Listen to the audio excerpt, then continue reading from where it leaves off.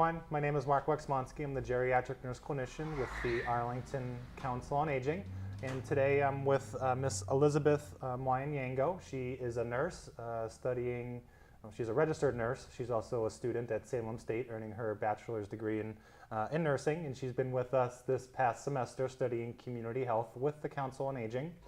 And so today we're here to speak with you about falls, the importance of falls, why it's an issue, what the risks are, and what are some prevention strategies for you to consider to prevent you from having a fall. So Elizabeth, thank you for joining us. You're welcome. So for falls, it's a common thing among seniors. There's lots of fear about it. Sometimes when folks suffer a fall, there can be some pretty bad effects. So what are the risks of falls? Why do we need to be so cautious about not falling? What can happen if we do have a fall? Thank you, Mark. So for falls, they're very common in the elderly population because of the, when as the folks get old, they are more exposed to Alzheimer's disease, Parkinson's disease, MS, and all this exposes them to, being at full risk. And, with the falls, there comes, when someone falls, it comes with the restrictions such as brain injury. It exposes to these seniors to a shorter lifespan, and then they become more dependent on their relatives. So someone who used to do all her ADLs is depending on aides to do her ADLs because she is kind of like, she has fallen, she cannot do her ADLs like she used to anymore. So it's kind of like, it kind of leads to the loss of independence for these seniors, and they cannot live. Some seniors, you find that if they lived by themselves at home, they're going to be transferred to assisted livings, to nursing homes, so they lose their homes because they are at a full risk. So it's kind of like something that's kind of like life-changing for the seniors. Yep. And that's a common thing that we hear. Sometimes folks, depending on the severity of fall, you mentioned decreased quality of life. Sometimes you can lose your independence, reliance on others to take care of your ADLs and just some of your living activities. We oftentimes hear of someone who, if they fall and they have a broken hip, sometimes you get that moniker, that poor term of it's a death sentence. And sometimes there's actually a research study that shows if you fall and break your hip, oftentimes folks may pass within 6 months of that fall. So it's very important, as you said, seniors, because of different disease processes, losing muscle strength and medications, which we're going to talk about in a second, can increase the likelihood of a fall. So thank you for that. So some of your work with us this semester was teaching others about falls, and living in balance is kind of a term that's being used to help educate folks about prevention strategies for falls. So do you want to just kind of briefly discuss what living in balance means to prevent falls? So basically, living life in balance, it involves educating the seniors on increasing their activity level so that they are more stable, basically to reduce their risk of falls. And this involves being able to participate in exercises. It also involves being on a more nutritious diet, kind of like being healthy, so it's kind of like living life in balance. We kind of like expose the seniors to the kind of exercises they can engage in, the kind of foods they can eat, So if you could give a balance of nutrition diet, and activity level. How about going to the doctors? Yeah. So also like that can also be a factor, in living life in balance. Making sure that the senior keeps up with his or her physician appointments, because if someone is up to date with his health condition, then he or she can know if, am I at risk for falls? Am I at risk for, do I need help at home? So it's kind of like very important for these seniors to be up to date with their appointments, you know, because with the appointments they get to know like the risks that expose them to the falls, such as like, oh, what medications am I taking, to discuss them with their physicians. And in case of any physical limitations, this is when the physician comes in and he's like, hey, you know what, you're gonna need a walker or you're gonna need a cane. So yeah, it's very important for them to keep up to date with their physician appointments. Yep. So with providers, what they do is they'll assess about your risk of falling, and they can you know, consider medications, you know, other medical issues that are going on, muscle strength, those type things, and can offer recommendations to mitigate that risk of falling. So you talked about medications. There are specific classes of medications or types of medications that seniors take that could increase the risk of falls? Yeah, definitely. A lot of seniors are on those kind of medications that increase their risk of falls. This can include like high blood pressure medications, you know, like metoprolol, lisinopril. These kind of medications can cause like dizziness, you know. Also, sedatives also can cause like can expose someone to being at risk for falls. Then other medications such as they call them the fluid pills, the furosemide, yeah, the water pills that are like furosemide. You know, if someone has to go to the bathroom more often, this senior is exposed to falling, because especially at night, if he or she has to get up like 3 or more times to go out to the bathroom, this person is more exposed to falling. That's why the physician may recommend, oh, you know what, you're gonna need to use a commode, or you know, you're gonna need some night lights, you know, kind of like to keep this senior safe. Yeah. So again, the provider will make all those assessment recommendations, and you know, communicating with your provider, and maybe you yourself have, as a senior, some concerns about losing strength, losing balance, coordination.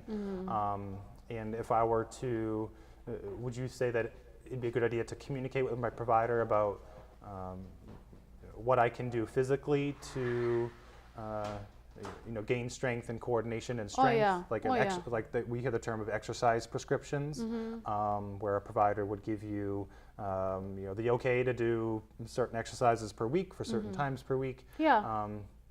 And so if that's a good thing, you know, what are some exercises to consider to help maintain strength, balance, coordination? So basically for the seniors, there are some exercises that are safe for them, you know, that they're very simple exercises that they can do at home, and basically these are exercises that they can do like on their sinks, or like leaning on the wall or something.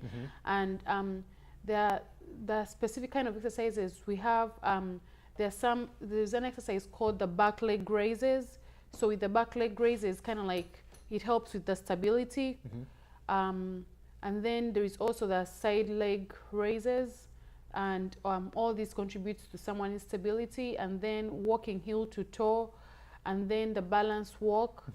And then there is also the kind of like, if someone, because all this, it all leads to stability, you know.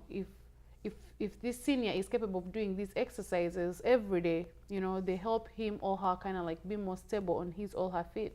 So they're very important, you know. So would you say it's true that if you don't use it, you lose it? So if you don't practice your coordination, if you don't practice your strength, your balance, then you're going to lose it. Yeah, and even like something as simple as walks, you know, because the more someone is more active, you know, it helps with someone being more stable, you know. So we would encourage like seniors being more active in the activities in senior centers, going out for walks with other seniors, you know, that kind of like helps with their stability. So you mentioned programs at the senior center. So the senior center has muscle strengthening activities, chair yoga, regular yoga, tai chi, all physical activity, all balance. Consider it to maintain and improve on your balance, strength, and coordination. So so basically the senior center has to just kind of like put out the posts, kind of like keep the seniors exposed. They have to know what time these activities are there, and in case a senior isn't able to come to the senior center, is there any means of transportation? So kind of like giving these seniors access to the programs, Right. and what time best works for these seniors. So kind of like the more these activities are availed to these seniors, you know, I think the more will prevent the falls in the community. So part of, you know, mitigating the risk of falls is removing barriers. So we talked about transportation, which the Senior Center Council on Aging has, exercise programs.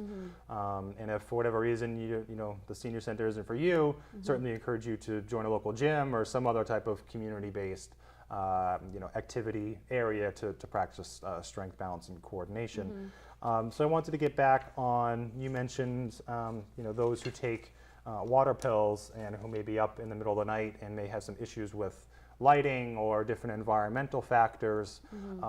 What are some considerations to consider, a senior should consider to reducing the risk of falls within their home and their environment?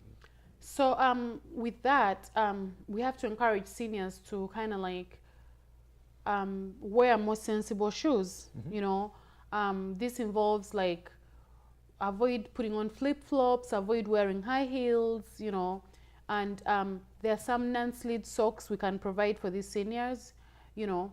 And then the other thing that's very common in seniors' homes, many people have like clutters and rags. So doing away with the clutter and doing away with the rags in their homes helps with fall prevention.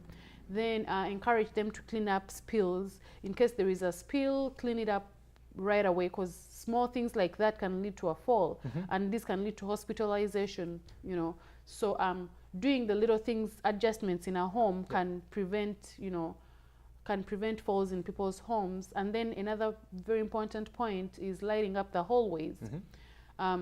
So in case, so the community center can provide some seniors with night lights, you know, in case they can't afford them. Then the flashlights are, you know, you can provide them with some flashlights, or I think each senior should have a flashlight in his or her home in case there is electricity shortage or anything. It happens rarely, but especially in winter, we don't know what can happen. And then another thing that kind of can be a recommendation from their physicians, it's important to encourage them to use their assistive devices. These seniors are very forgetful. Some of them, they leave their walkers at home. You have encountered a lot of seniors, and they will tell you, "Oh, I have a cane, but I don't use it in my apartment. I only use it when I go outside." Hey, look here, you can fall in your apartment, you know. So kind of like encouraging these seniors to use their devices, you know, because if the physician recommended it, then he or she has to use it inside the apartment, outside the apartment, kind of like to prevent the falls.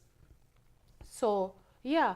And then the other little adjustments that the person can do around his or her home is using like shower chairs, using those bars, the grab-on bars in the bathtubs. And then some physicians may also recommend the high seat toilet seats. So all these are kind of like some adjustments that we can do around the seniors' homes to prevent falls. So a lot of, you mentioned you know, changing your environment to reduce the risk of falls, changing lighting, getting rid of rugs, adjusting thresholds between you know, doors, anything that's going to create a lip on, you know, wherever you're walking to, you know, potentially trip over. So removing those, grab bars, shower chairs, all those assistive equipment. And you know, I find it sometimes challenging to promote seniors to use their walker, their cane, when they're out in the community or even in their apartment.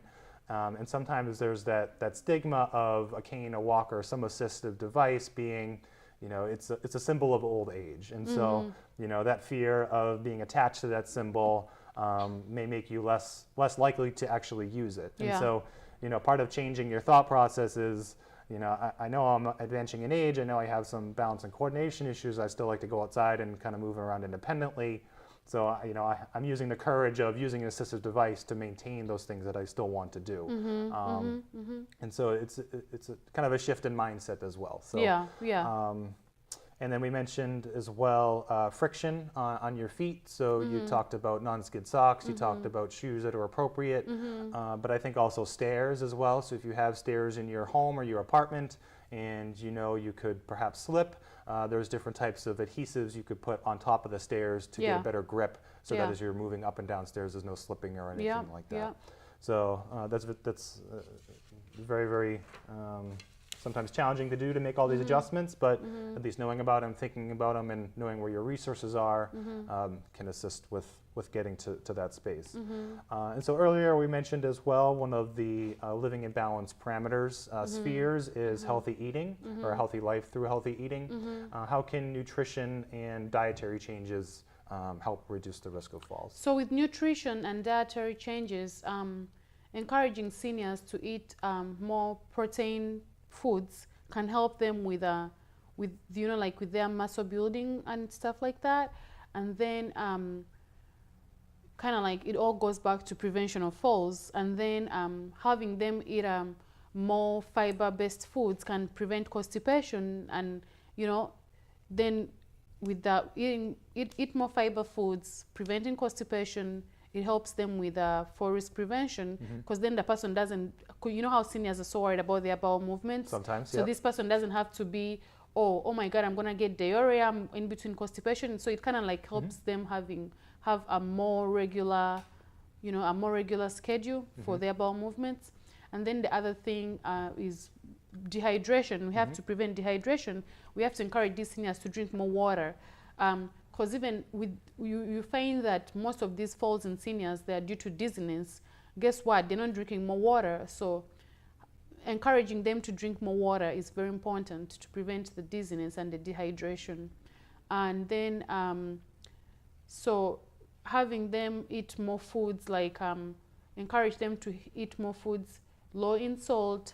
It's kind of like goes with the patients who have blood pressure issues, and I mean, a lot of people have high blood pressure among seniors.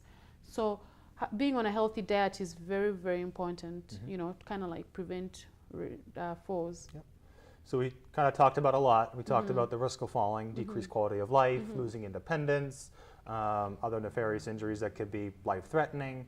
We talked about living in balance, so connecting with our provider frequently to be assessed about medication safety, being assessed for fall risk. We talked about using assistive devices. We talked about manipulating our environment, our home, to reduce the risk of falls. We talked about physical activity, and we talked about nutrition as well. Is there anything else you wanted to add that may encourage folks to consider their risk of falling and to use some of the strategies presented here to? So it all cuts down to one thing, being up to date and being kind of like educating these seniors, because the more they are all by themselves, they are scared to go out there. And some of them even I'm afraid that, hey, guess what? If I go to the senior center, I cannot get there because I'm going to fall. I cannot walk there. So keeping them more educated, getting to know the programs that are available to them at the senior center, like the exercises, knowing that at least if I don't have food, because being on a healthy diet, some seniors cannot afford this food, letting them know that vegetables are available at the senior center, and we can provide you with boost, or we can give you more water or something like that. So it's kind of like keep them educated in the community so that they know the services that the community can provide to them. And something like this is important, because then the seniors that are watching can know the strategies to kind of like imply in their lives, oh, I've been putting on high heels, I have to stop that, or I have to get rid of the rugs. Kind of like just keep them educated so that they know what's in their environment. Sure. Yeah. So education is a big piece. Yeah. You mentioned fear of falling. So folks are fearful about leaving their home because of that increased anxiety about having a fall. Makes it difficult to engage in these activities, which we talked about earlier. If you don't use your strength, your balance, your coordination, you'll lose it. So, if you have any concerns, questions, issues related to what we've talked about today, I certainly encourage you folks to contact the Council on Aging. You can speak with me or other staff members about your concerns about falling, and we'll get you on the right path to reduce that risk. Our phone number is 781-316-3400. Again, if you have transportation needs, we can assist you with that, or if you want to learn more about our strength, balance, coordination exercise program, certainly give us a call. So Elizabeth, I wanted to say thank you again for joining you're us welcome. in our conversation about falls. Hope you learned a lot in your semester here, and thank you for joining Living Out Loud.